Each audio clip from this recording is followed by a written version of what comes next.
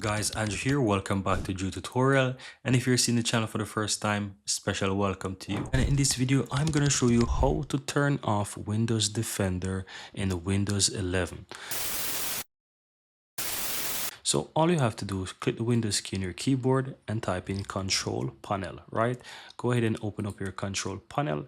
Now from here, you want to go ahead and locate Windows Defender Firewall, right? And you will see the options on the upper left hand side, which is you will see one of them that says turn Windows Defender on or off. So you want to click on that.